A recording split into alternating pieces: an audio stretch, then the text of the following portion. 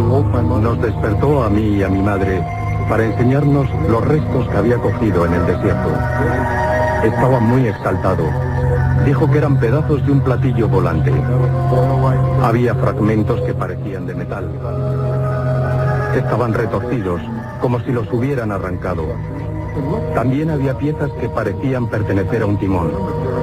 Recuerdo que tenían algo inscrito, unos símbolos grabados en la parte interior. En un primer momento pensé que eran jeroglíficos, pero si los mirabas bien, no se trataba de eso. No sé lo que era.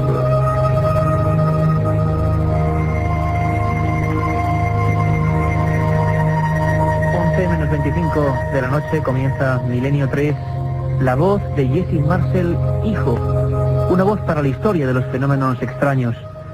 Una noche, la del 7 de julio de 1947, su padre trajo un insólito regalo, un presente completamente desconocido, una serie de hierros de material que se expandía casi como el agua y que tenía extraños símbolos en su superficie. Empezaba así una historia mítica que se ha convertido en leyenda. El caso Roswell. Aquel militar, el padre de la persona que hemos escuchado, Jesse Marcel, era oficial de inteligencia del Escuadrón 509 de bombarderos de Roswell. Escuadrón 509, célebre por su bombardero Enola Gay, que lanzó bombas atómicas sobre Hiroshima. Era la base aérea más importante del mundo, y algo había pasado. Un ranchero, William McBrazel, muy cerquita de un lugar entre Roswell y Corona, había sentido algo. Al ir a inspeccionar el terreno, una serie de extraños restos, como la explosión de algo metálico, había dejado aquel lugar preñado de enigmas. Llegó hasta el sheriff del lugar, Gary Wilcox, con aquellas piezas en su carromato. Nadie podía dar una explicación. Hablamos ahora con Jesse Marcel, padre, esta persona, una de las claves de toda esta historia, oficial de inteligencia del escuadrón, lo repetimos, 509 de bombarderos. En 1978, sus últimas declaraciones públicas a la WWL de Estados Unidos, decía lo siguiente, más o menos, después de un largo silencio oficial, veremos cómo se gestó esta extraña cárcel en torno al tema Roswell.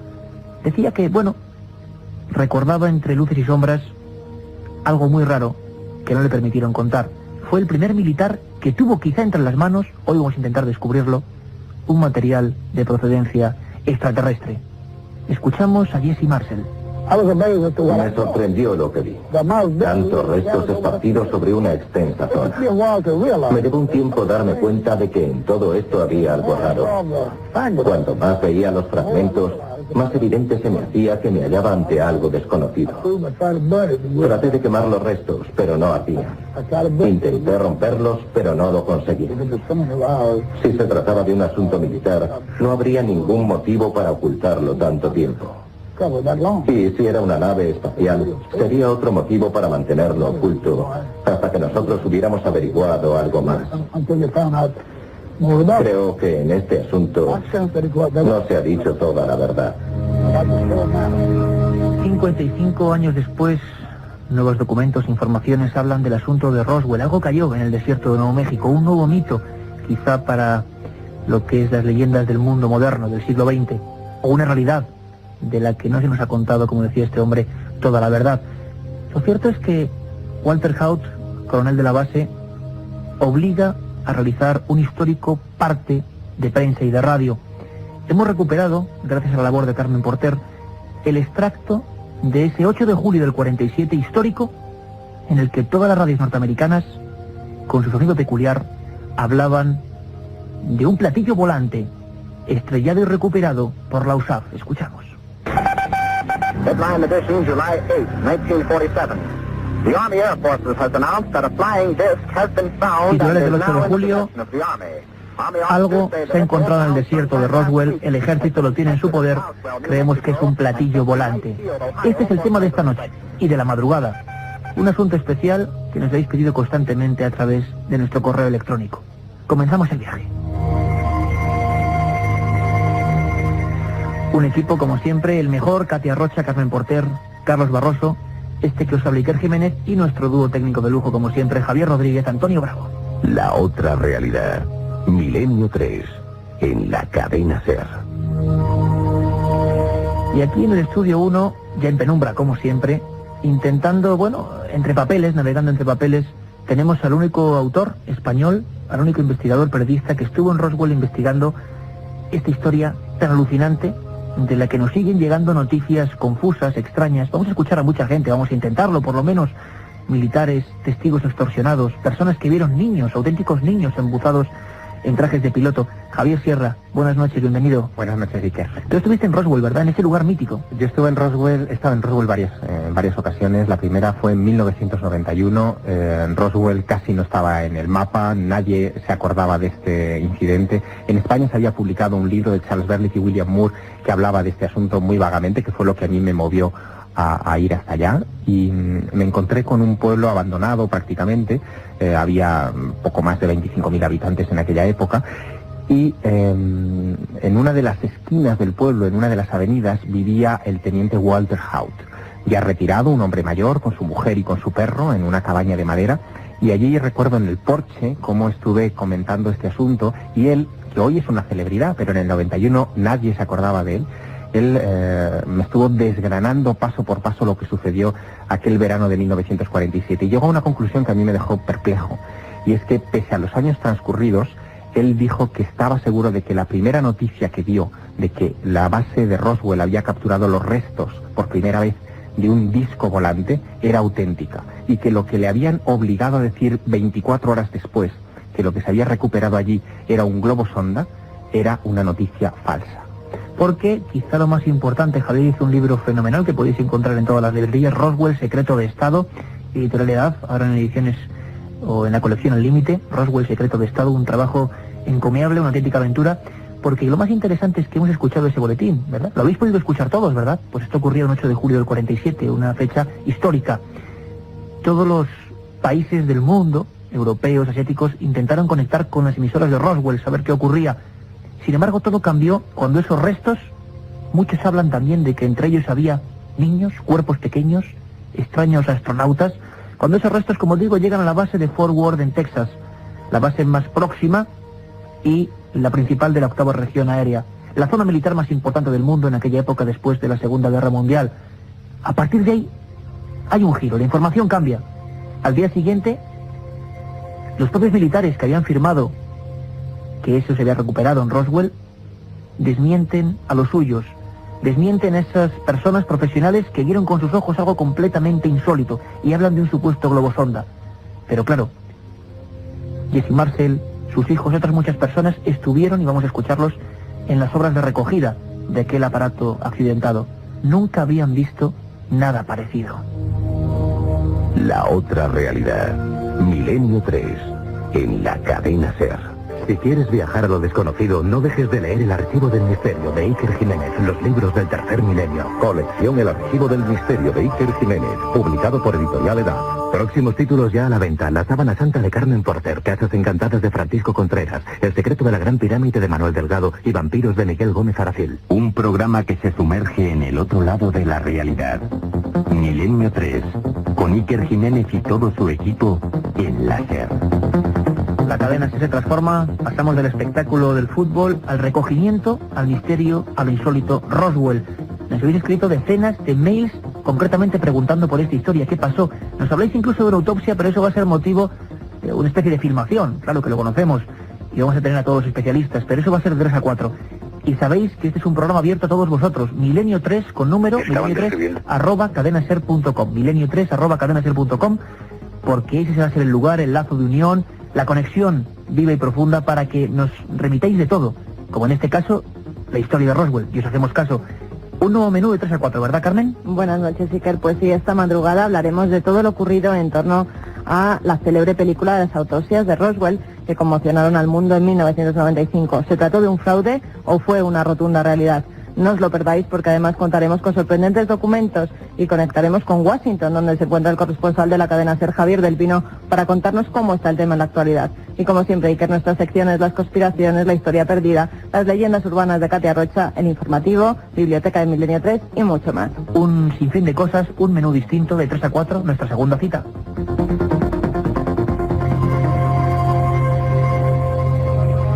Roswell, año 47, algo cae del cielo, los norteamericanos, el más alto estamento militar dice que sí, platillo volante, portadas de periódicos, y luego de repente, no, un no rotundo que dura ya 55 años. Hubo gente, Javier, que vio más cosas, no solo hablamos de restos, y restos, como decíamos al principio, Jesse Marcel, una especie de mandos extraños, un material muy liviano, con algunas cosas parecidas a jeroglíficos. Había más cosas, había alguien entre esos restos. Sí, bueno, aquí habría que situar bien la escena de los hechos. Todo arranca en torno al 4 de julio de 1947, cuando William McBrazel, este granjero al que tú hacías alusión, descubre que sus campos, a los que él saca el ganado para pastar, están cubiertos en una superficie aproximada de 1 kilómetro cuadrado de planchas metálicas, pequeñas barras, una especie como de patatas negras, por decirlo de alguna manera, como si fuera material plástico quemado. Todo eso a él le sobrecoge, le altera, viaja a Roswell y da parte al sheriff y después a las autoridades militares que van a recoger este material. Pero es solamente uno de los escenarios de los hechos. Esto está a 70 kilómetros de Roswell, en un sitio llamado el Rancho Foster. Pero, sin embargo, en otros lugares, alejados de Roswell, en un lugar conocido como los Llanos de San Agustín, parece que ahí no se encuentran fragmentos de algo que ha caído del cielo, sino que se encuentra un gran disco o aparato que está empotrado en el suelo. Se habla incluso de que un grupo de arqueólogos y varios testigos ocasionales que pasaban por una carretera cercana ven este lugar o este escenario del siniestro aéreo, ven los cadáveres de sus ocupantes, algunos de ellos han sido proyectados fuera del vehículo, y también ven cómo un destacamento militar llega a esa zona de los Llanos de San Agustín y ordena la evacuación del área, despejar toda la zona, y por lo tanto también persigue después, en las siguientes semanas, a los testigos civiles que habían llegado hasta allá y les obliga a firmar o a aceptar un pacto de silencio que, bueno, ha durado más de 40 años, ¿no? ¿Y podríamos hacer, Javier, un relato robot por incluso los testimonios que tú recopilaste allí en Roswell para hacer tu trabajo? ¿Vieron todos lo mismo? ¿Hay muchas diferencias? Parece ser que más o menos tenemos el croquis de lo que serían esas figuras, que claro, enseguida se asociaron a tripulantes de esa aeronave que se estrelló contra el suelo. Sí, yo quisiera que además los oyentes fijaran bien este retrato robot en su imaginación. Se trataba de criaturas de pequeño tamaño, de aproximadamente 1,20 m, de piel grisácea, complexión corporal muy frágil, muy débil, muy delgados, con gran cabeza y unas manos con los dedos, especialmente el índice, muy alargado. Incluso algunos hablan de que existía una especie de telita como la que pueden tener los anfibios entre algunos de esos dedos. Y digo que quiero que los oyentes fijen muy bien esta imagen porque todos los testigos que hablaron antes de 1995 de lo que ocurrió en Roswell describen así a esos tripulantes. A partir del 95 surge esa película de la que hablaremos en la madrugada, en la que el extraterrestre al que se le practica la autopsia no tiene nada que ver en su aspecto con esta primera descripción o descripción primitiva de los humanoides. De todos los testimonios, no obstante, a mí el que más me sobrecoge y que incluso fue reinvestigado o reencuestado por la Fuerza Aérea de los Estados Unidos en los años 90 del siglo XX, fue Glenn Dennis. Glenn Dennis era un joven oficial de la única funeraria que había en Roswell, la funeraria Ballard. Él, aquel 8 de julio del 47, recuerda cómo el teléfono de su oficina suena. Es alguien, un oficial de la base aérea de Roswell, que le pregunta si en la funeraria tiene féretros para niños, porque ha habido un accidente y necesitan unos cuantos féretros de niños.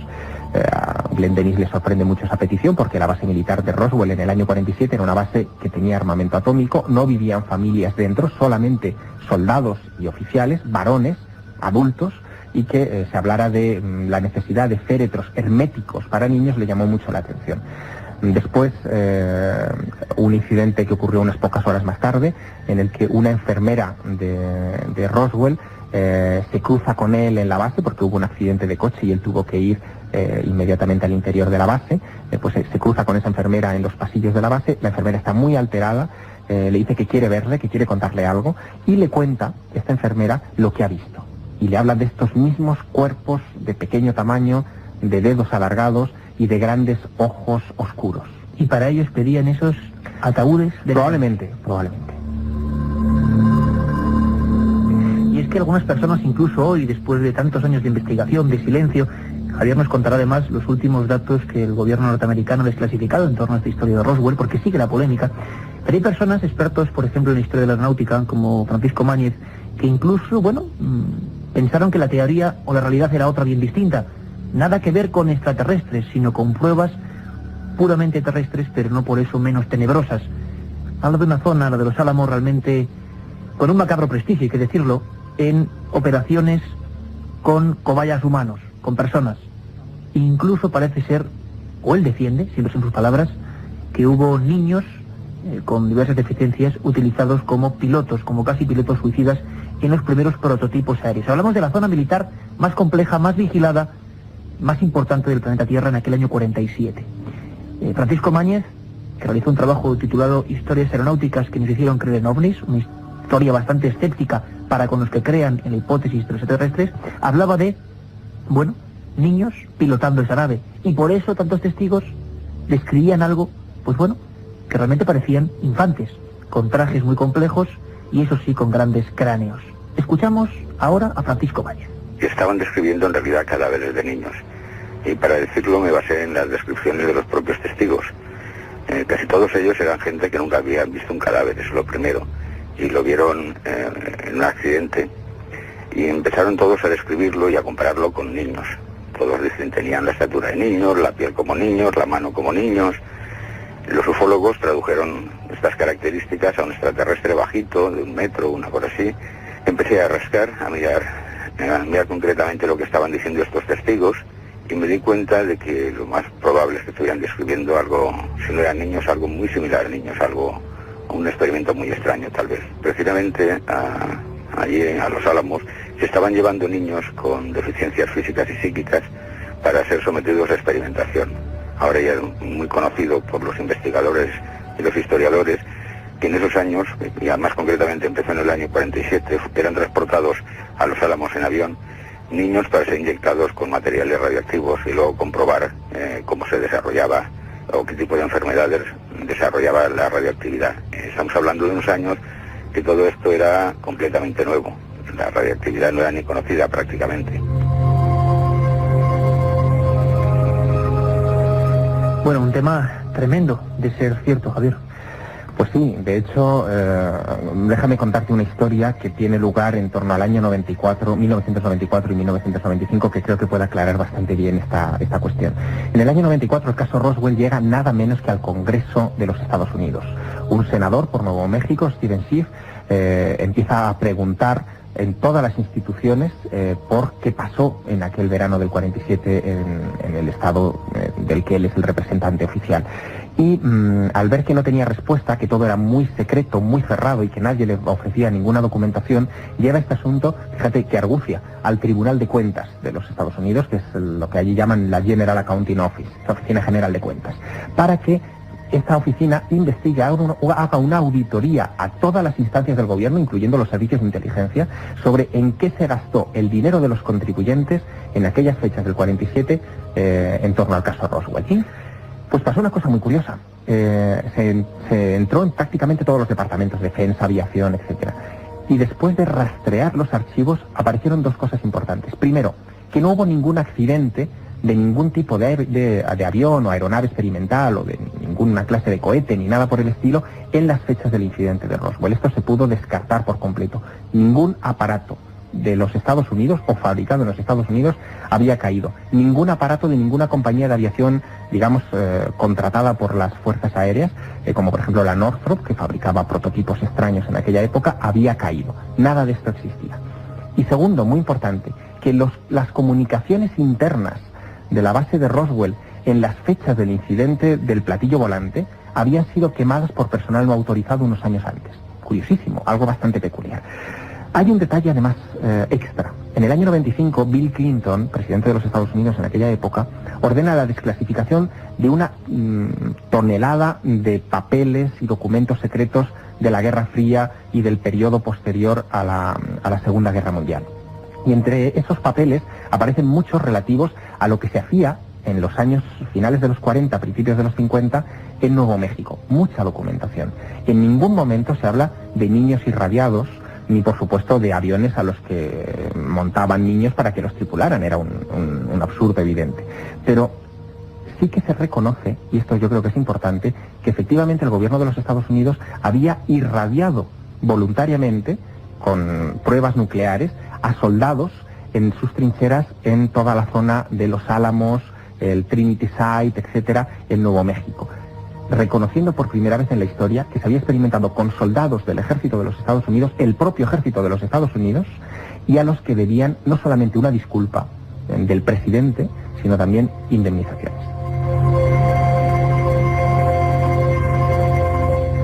Y vamos a contactar directamente con Roswell, un lugar que ha visto variar su fisionomía. Es curioso, en torno a este misterio, la vida ya no puede ser igual. Y nuestra compañera Katia Rocha ha tenido, la oportunidad de hablar con Julie Sister, que es la encargada del Museo de Roswell. Una historia con una historia personal curiosa, que es que surge en Canadá, ella es canadiense, y sin embargo le fascina, como quizá a muchos de nosotros nos está fascinando esta historia, y se va directamente a Roswell y funda, esta especie de museo para mostrar al mundo, según ella, su verdad. Y Katia le ha preguntado cosas tan interesantes como estas.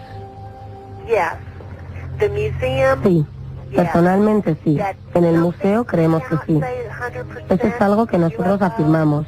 No podemos asegurar 100% que fuera un ovni, pero todo el mundo sabe que algo extraño sucedió en Roswell en 1947. Todos aquí tenemos testimonios de conocidos que fueron testigos, gente que estaba allí, que lo vio, que no saben lo que fue, y no solo militares, sino civiles. Desde luego, algo sucedió que no era de este mundo y que está ocultado desde 1947. Una de las teorías que tenemos es que piense que en el año 1947 salíamos de una guerra mundial y la atmósfera general era tensa. Los ciudadanos estaban al límite. Además, sucedió 10 años después de que Orson Welles hiciera La Guerra de los Mundos, ese espectáculo radiofónico que creó tanto pánico. Había muchos miedos y el gobierno pudo pensar que la población no iba a ser capaz de asimilar la idea de que sí había pruebas que demostraban la existencia de vida fuera de aquí en alguna parte. Pero ¿cómo iban a aceptarlo los ciudadanos? Por eso el gobierno lo ocultó. Y luego, después de un tiempo, ya no pudieron reconocer que habían mentido. La verdad es que hay personas, incluso los testigos, personas como escuchábamos antes a Jessie Marcel, la hija, por ejemplo, de Rowe, el jefe del cuerpo de bomberos, que fueron a rescatar aquí estos restos, la verdad es que lo pasó bastante mal. Es un ejemplo muy breve de cómo algunas personas todavía hoy siguen sintiendo la amenaza de ese silencio, la amenaza de no hablar. Escuchamos brevemente a Frankie Rowe en Roswell. Llegó un hombre que parecía un funcionario. Le dijo a mi madre que se sentara y empezó a hablar conmigo. Me dijo, parece ser que dices que has visto algo. Yo contesté, he visto un trozo de material extraño. Pero él me corrigió, no has visto nada. Yo no entendía por dónde iba, así que insistí. Sí que lo he visto. Cuanto más repetía yo que sí lo había visto, más insistía él en que no había visto nada. Al final me dijo, no entiendes que no puedes contar lo que ha pasado. No te das cuenta de la gravedad del asunto. No podrás decir nada al respecto en toda tu vida.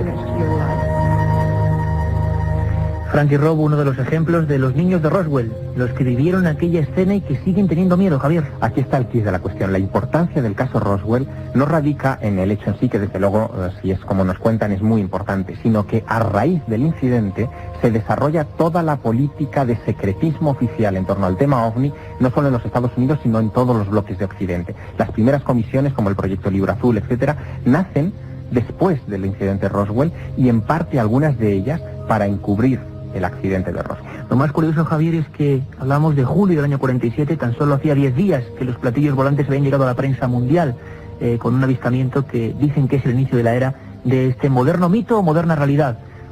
Sé que es imposible y que seguiremos en la madrugada con todo lo que pasó en la autopsia. Para ti, ¿qué pasó en Roswell? ¿Eran niños o eran otra cosa? No, para mí probablemente se trató de un incidente real y de naturaleza no humana, no eran niños. Bueno, en conclusión de Javier Sierra, nosotros seguimos de 3 a 4, hemos puesto sobre la mesa esta historia apasionante, os esperamos, todo el equipo de Milenio 3, dentro de 4 horas.